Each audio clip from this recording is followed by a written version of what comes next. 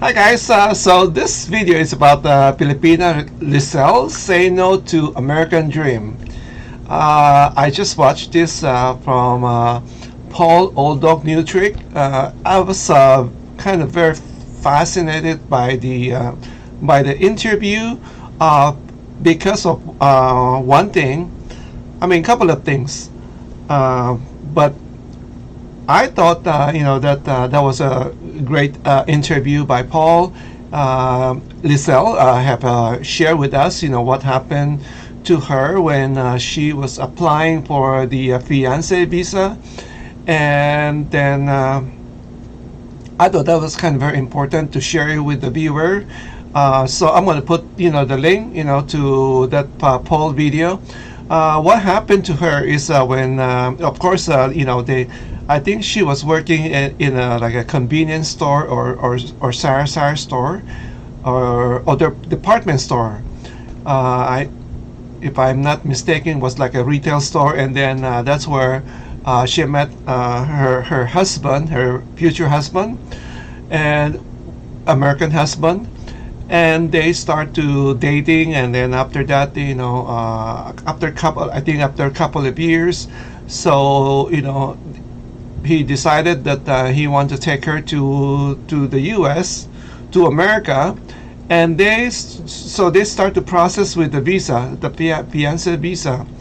And then what happened is when they apply for the visa, they have to do a medical checkup, and she fell because she have a TB or tuberculosis. And then one thing is I kind of find it very interesting is once she failed the medical, they made her to take medicine every single day. So she have to she almost have to live nearby the hospital where I think they have like the probably the U.S. embassy or or State Department probably have the like they have approved facility for immigrant or future immigrant, especially. I do remember when I was coming here, I have to also take a medical medical test, and then you have to go to like what they call like a pre-approved healthcare facility. You cannot just walk into any facility. It has to be approved by the U.S. embassy. So that's where when she failed the medical test, then she have to be monitored by the I think it's called St. Luke Hospital in Manila, and then she had to go there every single day for 6 months. Can you believe that? And I don't believe she's from Manila. I think she lived in another province, maybe in Dumaguete. So she have to, the husband, the American husband has to. At that time, I think he's still going back and forth between Philippines and U.S. He has to go back to U.S. and try to make some more money in order to support her while she was try to get her TB healed. She have to live in close to the hospital, so they have to rent a small room, and we all know that it's very expensive in Manila, in the city. So that's why I thought that video was very important. So this is a very good educational for somebody who, if you're thinking of doing a fiance visa for your Filipina, you may as well go make sure that your Filipina is healthy. Make sure before you do the visa process, go get the medical checkup. So in that way, if you're not feeling well, or you have something come up, you need to get it fixed first before you apply for the visa for the whatever U.S. visa or fiance visa. So I thought that was very important, sharing with the public. Anyway, the other things that I also found out that once after 6 months, every single day, she go. It started that taking one pills, and then after gradually it grew to 3 pills a day, and after 6 months, she went back again, and then have a check, and then once she got the clearance that she's healthy now. It takes another 2 weeks to process the visa, and then finally, they gave her the fiancé visa, and then so she went. I think she got the 90 days fiancé visa for her to go to U.S. and get married, and after that, I think they stay. Actually, she stayed there for 5 years, and she have shared that the pros and cons. I think, of course, just like with any new immigrant, she feel excited, to be in America, but eventually, that time, start to, of course, she felt homesick being away from the family, and then. Unlike me, I have I have a difficult with the food, but she said she was okay with the food. She was able to to adapt to the American culture, or American food. So she says she have no not very much problem like fit into the to American style of cooking. And then once a month, I think like once a month, she was able to buy food, to cook, Philippine dishes, something like that. So she said food is not such a big deal for her, but what really that kind of make their decision to come back to the Philippines, because it's just like everything is so expensive, and then it almost like, I think she was also working. She had to work, of course, when you're in US. It's almost like it's a two-income family right now. It used to be, that was a long time ago. It used to be husband go to work, wife stay home, but now most of the most of household, they need the two-income household right now. So she was saying that she was sharing that she's working, but it seems like the paycheck just passed through her hand, and I can relate to that. I can understand that, because I have been questioning, with the inflation right now. I kind of feel worried. I was saying that. For me, like we are okay. We are already kind of settled here. But what about the new immigrant? The new immigrant, they just arrive here, and if they have to rent a house, the rent is so high right now, and then if everything is very high. So you almost like have to get like a 2 or 3 jobs in order to pay just to get by. And that's what she was sharing with Paul, and that's why she said it's just like too much stress. The stress level is kind of very high, especially right now. So she felt like she preferred to just go back to the Philippines and stay in the Philippines. That's according to Leezel. I really like her posture. Like she's very, I like the, like chest up. I like her posture. She's very, she's what I would call a perfect Filipina. I think she, the husband, according to Paul, was much older than Paul, so it's like an age gap, relation or marriage, and I'm very happy to see that it worked out for them. The more the more I'm thinking about about this age gap situation, I think it's a win-win situation. I know a lot of my viewer, probably doesn't agree what I'm saying, but that's what I believe. I know the more I get, thinking about it, and the more I see things, I mean, if you think about it, the husband is much older, and then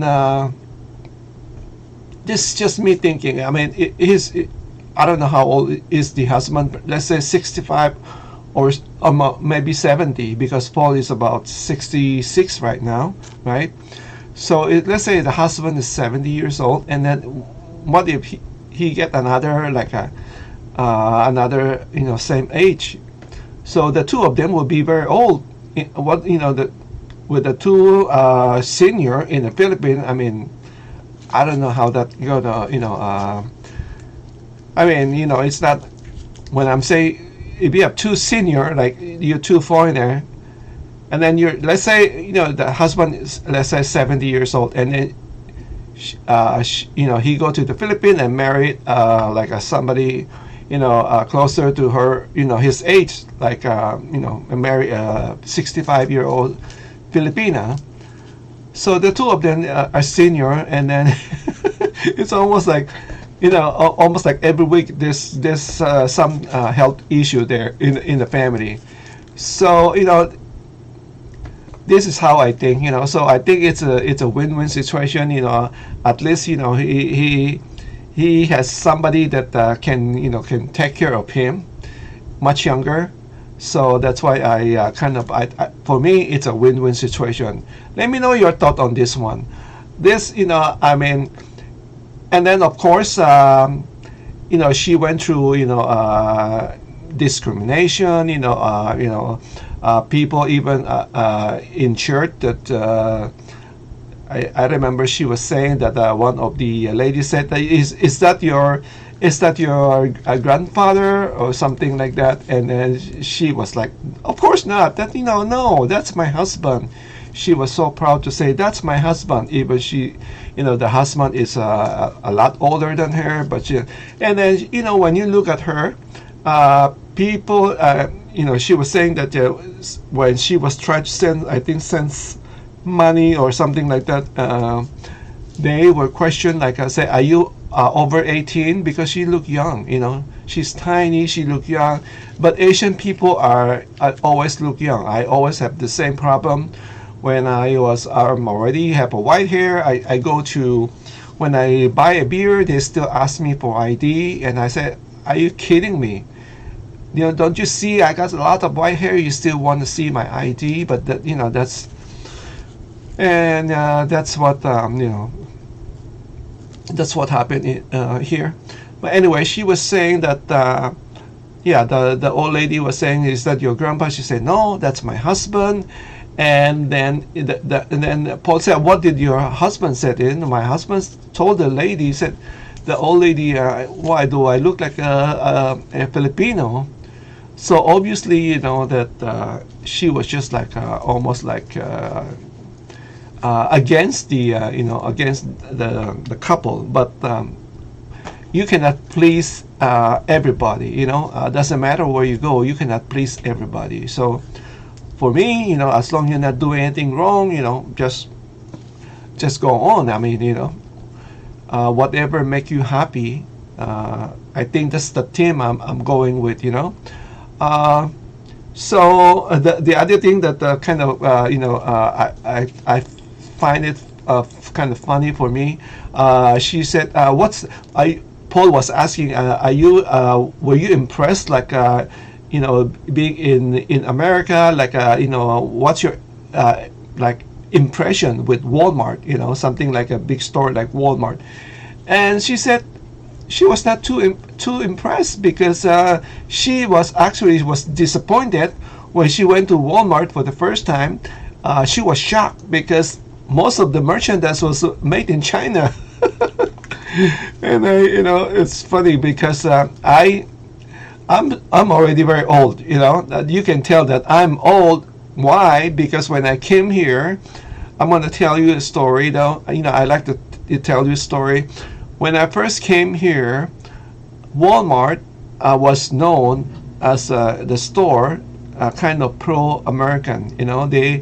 They have even have this. I remember during those time, cell phone is not very. I don't even think I have a cell phone at that time.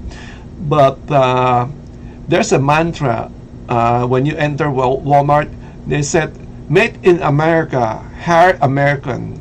That's the mantra of Walmart. It's something like that to that terms. Uh, I do remember that I always like because Sam Walton, he's very like a very pro-American, and he like to promote made in America. Yeah, and Walmart was known for that until the new management. But it was when it was still run by Sam Walton. It's always like almost their merchandise mostly are made in America. Walmart. And then they were so proud. They like to hire American people, something like that. I mean, if you do that these days, you're gonna be in big trouble, right? You can't do that anymore. But I do remember, so that tells you how old I am. I do remember. I love Walmart before. I'm so proud when I go to Walmart. Anyway, so that's my story about Walmart. Because right now we all know people are trashing Walmart right now, right? I don't know how many of my friends, they say they don't want to go to Walmart. People go there to Walmart. Some of them are wearing pajama or something like that. Because why? Walmart is, I think, one of the few store that allow you can park your car outside in the parking lot. This is a perfect like if you are a traveler and you want to save money in like staying in a hotel, you can park there, or your trailer or your RV, you can park on your Walmart parking lot, and they allow you. Not all the store would allow you to park your car or your RV overnight, but Walmart does. So that's why you will see people dressed in a pajama shopping at Walmart, something like that. But anyway, I thought I shared that with you guys on that about Walmart. And then what else that she had said kind of very interesting. All right, so I'm going to put the video below, but I thought about sharing about the fiancé visa with the medical checkup. I thought that was very very important.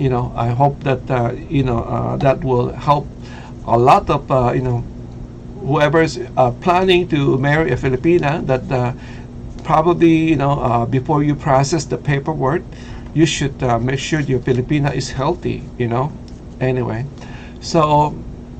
Thank you guys for watching. Take care, stay safe, and God bless. Let me know your thought on this video. Bye bye.